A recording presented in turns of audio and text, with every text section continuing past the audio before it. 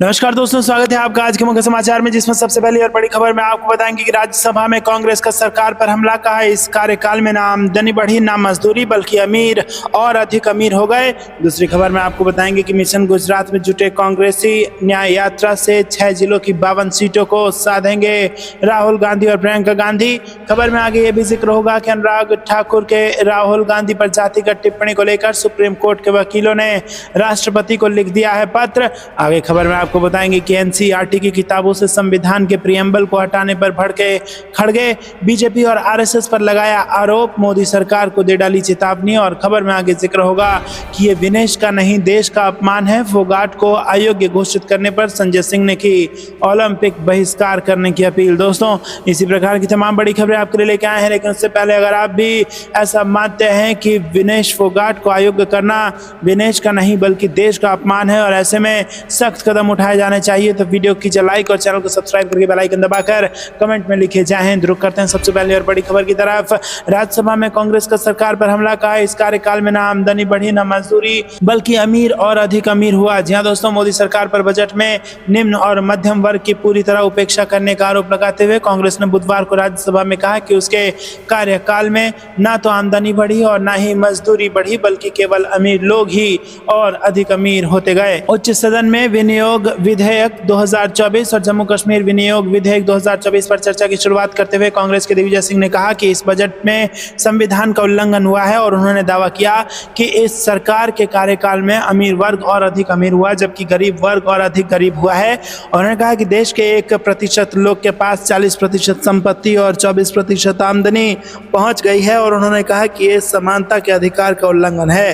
कांग्रेस सदस्य ने कहा कि परिवार में अगर 100 रुपये आता है तो सबसे कमजोर बच्चे का पहले ध्यान रखा जाता है और इस देश में बजट पर पहला हक उन लोगों का होना चाहिए जिनके पास आमदनी का कोई जरिया नहीं है और इन्हें इस बजट में क्या मिला।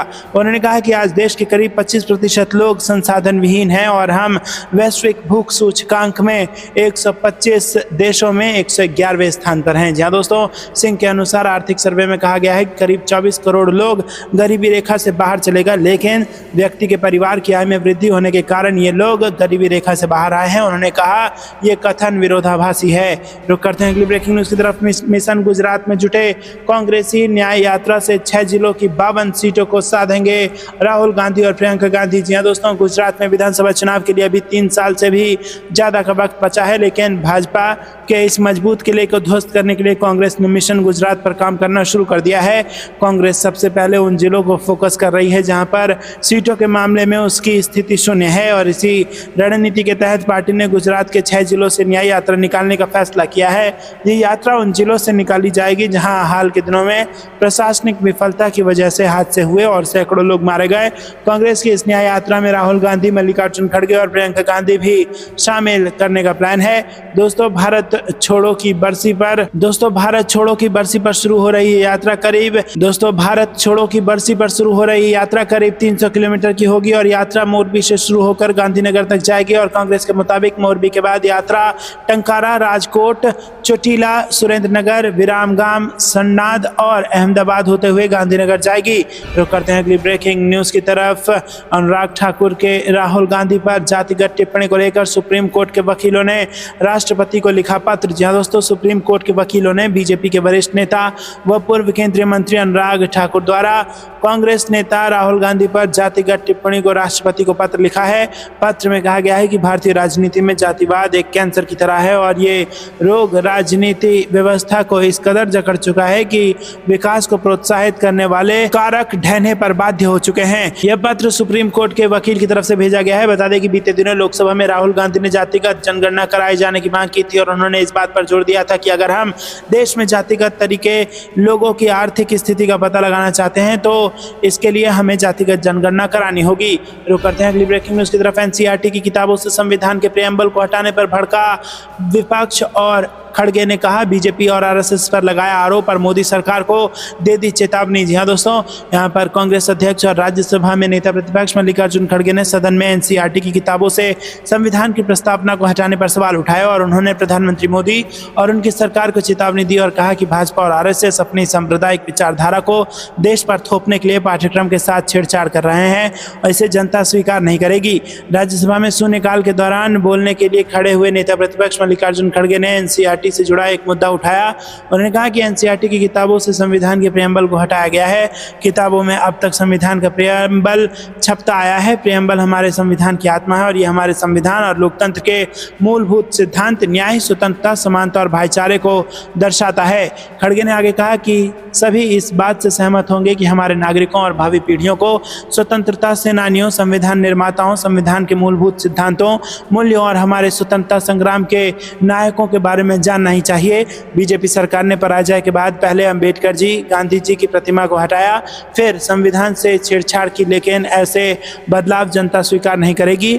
बीजेपी आरएसएस अपनी सांप्रदायिक विचारधारा को देश पर थोपने के लिए पाठ्यक्रम के साथ छेड़छाड़ कर रहे हैं। रुक करते हैं अगली ब्रेकिंग न्यूज की तरफ। ये विनेश का नहीं देश का अपमान है। फोगाट को अयोग्य घोषित करने पर संजय सिंह ने की ओलंपिक बहिष्कार करने की अपील। जी हाँ दोस्तों, भारतीय पहलवान विनेश फोगाट को 100 ग्राम ओवरवेट दिखाकर अयोग्य घोषित करने पर आम आदमी पार्टी के वरिष्ठ नेता संजय सिंह ने बड़ा बयान दिया है। संजय सिंह ने कहा कि ये विनेश का नहीं देश का अपमान है और कहा कि विनेश फोगाट पूरी दुनिया में इतिहास रचने जा रही थी, लेकिन उनको 100 ग्राम ओवरवेट दिखाकर अयोग्य घोषित करना घोर अन्याय है। उन्होंने कहा कि पूरा देश विनेश के साथ खड़ा है और भारत सरकार तुरंत हस्तक्षेप करे। अगर बात न मानी जाए तो ओलंपिक का बहिष्कार करे।